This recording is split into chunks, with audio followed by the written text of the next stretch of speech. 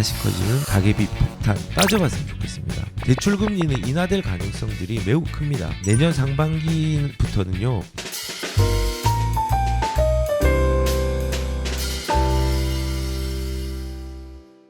하반기에는 가계부채가 심각한 수준으로 가고 있다고 합니다. 그런데 과연 심각할까? 이거를 오늘 어제 나온 신문으로 한번 좀 따져보도록 하겠습니다.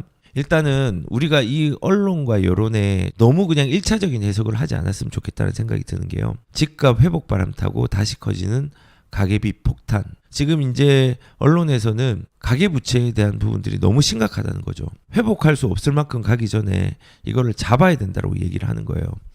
그 이유가 뭐냐면 주택담보대출도 보시면은 2022년 1분기에 좀 늘어나다가 2022년 2분기부터 조금씩 줄어들기 시작합니다.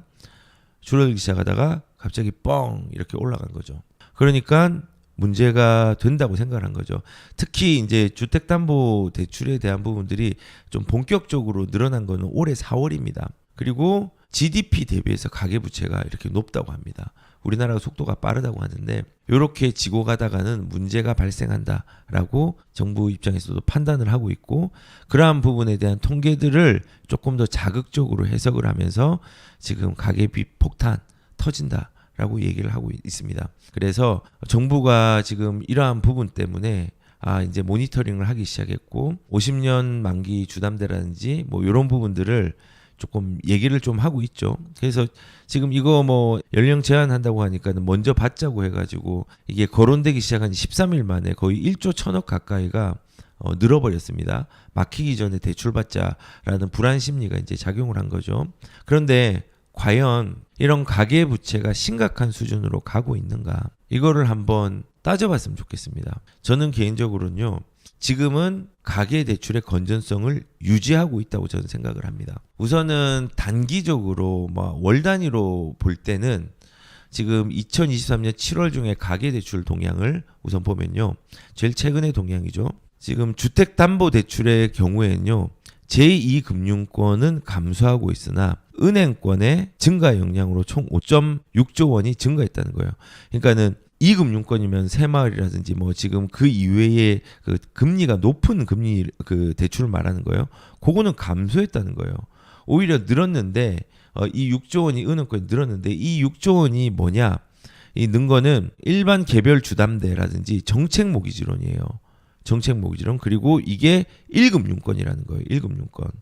이거 자체는요. 오히려 2금융권보다 1금융권이 금리가 더 싸거든요. 대출의 건전성들이 지켜지고 있다는 거예요. 조금씩 더. 우선은 첫 번째는요. 그래서 우선 짧게 보면요. 지금 대출의 규모는 늘고 있는 부분들이 조금 있지만은 이 부분들이 2금융권이 아니라 오히려 뭐 주담대 같은 경우는 1금융권으로 더 옮겨지는 양상들이 더 큰 거죠. 오히려 이게 더 건전하지 않나요? 저는 건전하다 생각을 합니다. 그리고 두 번째는요. 가계대출에 대한 연체율이 안정적으로 관리가 되고 있습니다.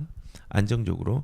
지금 가계대출이 이런 식으로 올라왔거든요. 원화대출이. 근데 사실은 이 원화대출이요. 주담대로 따지면요. 훨씬 더 이 연체율 추이가 낮아질 거예요. 퍼센테이지가.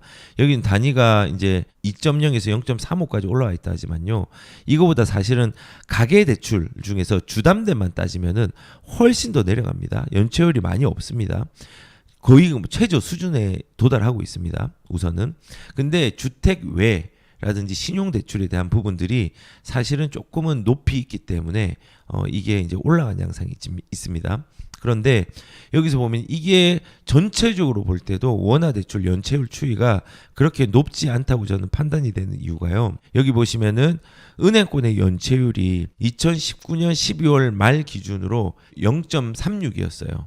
그러니까는 코로나가 일어나기 전 2020년 3월 2월 달에 일어났죠. 그 이전의 수준이 0.36이었어요. 그거랑 유사하게 0.35면 조금 더 낮죠. 수준이고, 그리고 과거의 장기 시계열 대비해서 안정적인 수준으로 유지를 하고 있어요. 연체율이. 이 장기 시계열은요. 2010년부터 2019년의 연체율의 월 평균을 얘기를 하는 겁니다. 그게 이제 0.78인데 그게 절반 수준으로 안전하게 유지가 되고 있는 거예요. 사실은 가계 대출에 대한 규모들은 이런 식으로 많이 늘고 있고 실질적으로 규모는 커지고 있지만요. 연체율은 최소라는 겁니다. 우리가 그냥 단순하게 액면으로 커지는 그 규모만 보는 게 중요한 게 아니라요. 이거를 지금 그 규모는 커졌지만은 우리가 어떻게 관리가 되고 있는 것도 봐야 되는데 가계대출 중에서 특히 주담대 같은 경우는 지금 관리가 어느 정도 잘 되고 있습니다. 그러면 아니 연체율이 제로가 돼야 되지 않냐? 제로가 되는 일은 절대 없습니다. 그거는 이상적인 겁니다. 우리가 이 자본주의 시스템에 있으면서 사실은 경매로 넘어가는 집도 생기고요. 그 다음에 가계 부채가 급격하게 늘어난 일도 생기고 줄어든 일도 생기고 이렇게 여러 개가 주기적으로 반복이 되지만 제일 중요한 부분들은 이상적인 부분을 생각하면 안 돼요. 0으로 되진 않아요. 그러면은 이게 절대적인 걸로 말고 상대적인 걸로 따져봐야 되는데 실질적으로 원화 대출의 연체율 자체는요. 지금 현재 굉장히 낮은 수준입니다. 특히 여기에서 주담대까지 하면은 더 낮은 수준으로 내려가게 되는 겁니다. 그래서 제가 이 보편적인 대출에 대한 건전성 자체는요, 지금은 어느 정도 잘 유지가 되고 있다고 생각되는 게 일단은 이런 연체율 추이가 대출의 규모가 늘어나는 것 대비해서는 굉장히 잘 안정적으로 관리가 되고 있다는 겁니다. 그리고 세 번째는 저는 어느 정도 건전성이 유지되어 있다고 생각을 하는 이유가 뭐냐면요. 대출금리는 인하될 가능성들이 매우 큽니다. 지금 현재는 대출금리가 어떻게 됐느냐. 기준금리는 동결을 시켰습니다. 예. 5연속 동결을 시켰지만은 문제는 대출금리 코픽스라든지 이런 부분들이 올라가고 있습니다. 그래서 이런 부분들의 금리는 지금 조금은 올라가고 있지만요. 결국은 이 부분들은요. 오래 가지 못할 걸로 생각이 듭니다. 이거는 뭐 제 의견이 아니라 일단 지금 현재 같은 경우는 뭐 여러 가지 가계 부채에 대한 부분들 뭐 그다음에 한미 금리 차, 뭐 환율 등으로 인상 요인들이 조금은 생기긴 했고, 근데 중요한 건요, 이 부분들이 내년 상반기까지 갈 거냐? 저는 이게 내년 상반기부터는요, 이제 피벗이 일어나거나 금리들이 많이 줄어들 양상들이 분명히 있을 거라고 생각합니다. 왜냐하면 우리나라는 미국의 금리 인상, 기준금리랑도 실질적으로 연동이 되어 있잖아요. 지금 현재 동결을 했고, 지금 불가피하게 코픽스라든지 여러 가지의 금리에 대한 대출 금리들이 조금은 올라가고 있지만은 이게 끝이 보이는 상황입니다. 그리고 이 끝이 보인다는 건요. 지금 동결이 여러 번 됐다는 건요. 지금 더 이상 올릴 수 있는 여지들이 없는 거예요. 시장 상황이 안 좋은데, 지금 경제 상황이 안 좋은데 이걸 올리면 경제가 더 어려워지죠. 그리고 파월 같은 경우도 금리 인상에 대해서 구두로는 올해 뭐 한 차례 더 올릴 것이라고 얘기를 하지만 실질적으로는 이걸 어떻게 끝내고 언제 시기에 어떤 시기에 이걸 끝낼 것인가에 대한 부분들을 뉘앙스들을 굉장히 많이 풍기고 있습니다. 그리고 연준 금리 예상한 것들을 실제적으로 보면요. 이제 연준에서 금리를 이번 언제 인상하냐면 이제 2023년도 9월 20일 날 인상을 합니다. 인상을 하는데 이때는 그대로 좀 유지를 할 것 같아요. 기준금리 발표를 할 때. 그런데 2023년 11월 1일은 이제 의견이 어떻게 나오느냐, 이제 올릴지 말지를 고민을 하고 있는데 지금 현재가 이게 이 상태가 지금 현재 상황입니다. 5.25에서 5.50. 예. 그런데 11월 달 같은 경우는 그래도 조금은 인상에 우위를 두고 있고 2023년 12월 13일 같은 경우에는 또 비슷하게 가죠. 그러니까 지금 이게 미국 경제 상황이 올릴 상황이 아닙니다.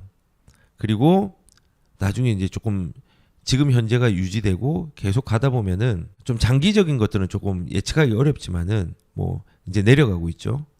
내려가고 있고 2024년도 보면은 더 많이 내려갔죠.